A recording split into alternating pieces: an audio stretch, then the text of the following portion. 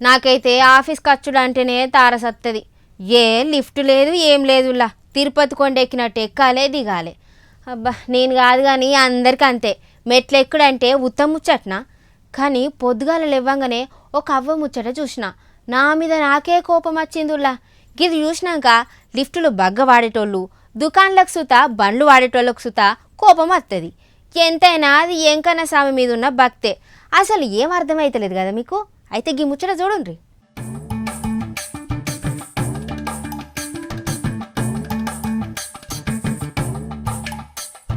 ఇగో ఈ అవ్వను మంచిగా చూడుండ్రి.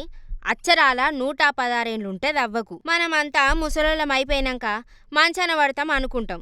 కానీ ఈ కర్ణాటక అవ్వ మాత్రం ఆ ఏడుకొండల స్వామి మీద భక్తితోని తిరుమల కొండను పోర్లెక్కినంత ఈజీగా ఎక్కింది. 100 ఏండ్లు దాటినాక కూడా ఓపిక తెచ్చుకొని ఇంటోళ్ళ సాయంతోని మెట్ల దారి గుండా నడుచుకుంటా కొండెక్కి స్వామిని చూసింది 116 ఏండ్ల అవ్వ.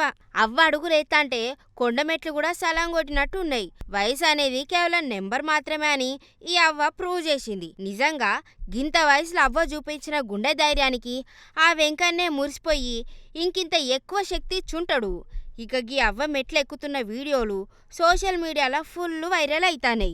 నెటిజన్లు అందరూ ఫోన్లలో చూసుకుంటా అబ్బా ఏం భక్తి ఏం ఓపిక అని లైకులు కామెంట్లు కొడతాండ్రు.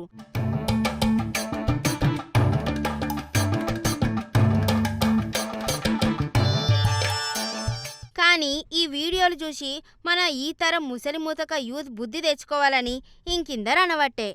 25 ఏళ్ళు లేని మనోళ్లకు బైక్ మీద డబుల్ రైడింగ్ కొడితేనే నడుము నొప్పులు వస్తాయి. ఇంట్లో అమ్మ గ్లాసుడు మంచినీళ్ళు తెమ్మంటే నాతోనే అయితలేదే నువ్వు తెచ్చుకో అనే కాలం జనరేషన్కి ఇది.